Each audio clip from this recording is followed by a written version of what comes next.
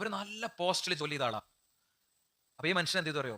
ഒരു ദിവസം നോക്കുമ്പോൾ രാവിലെ മെയിലിൽ അയാളെ ടെർമിനേറ്റ് ചെയ്തുകൊണ്ടുള്ള ഓർഡർ. നിങ്ങളും ചിന്തിച്ചു നോക്കണം, ഇവിടെ ഇരിക്കുന്ന ജോലി ഇരിക്കുന്ന ആൾക്കാരൊക്കെ അല്ലേ, നാളെ രാവിലെ മെയിലിൽ നിങ്ങൾക്ക് ജോലി ഇല്ലാതെ എങ്ങനെ ജീവിക്കുക? അപ്പൊ മൂപ്പര് ഡ്രൈവ് ചെയ്ത് വന്നിട്ട് ബാഗൊക്കെ അവിടെ ഇട്ട് സോഫയിൽ ഇങ്ങനെ കിടക്കണം.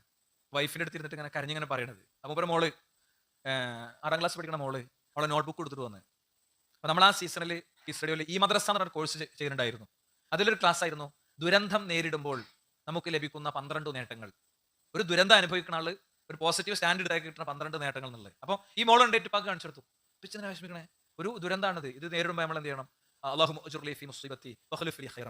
അള്ളാഹു എനിക്ക് നേരിട്ട ദുരന്തത്തിൽ എനിക്ക് നീ കൂലി തരണം, ഇതിനേക്കാളും നല്ലത് തരണം, ഇതിന് പകരം തരണം എന്ന് പ്രാർത്ഥിച്ചാൽ മതി, പഠിച്ചോ തരും. ഉച്ച പഠിച്ചിട്ടില്ല. അയാളുടെ വോയിസ് കേൾക്കണം. എന്താ അറിയോ? എനിക്ക് തന്നെ ജോലി മതി.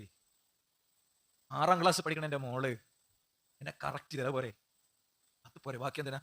അപ്പൊ അതാണ് ആ ഒറ്റ വാചകം കേട്ടപ്പോ അയാളുടെ റിക്കവറായി.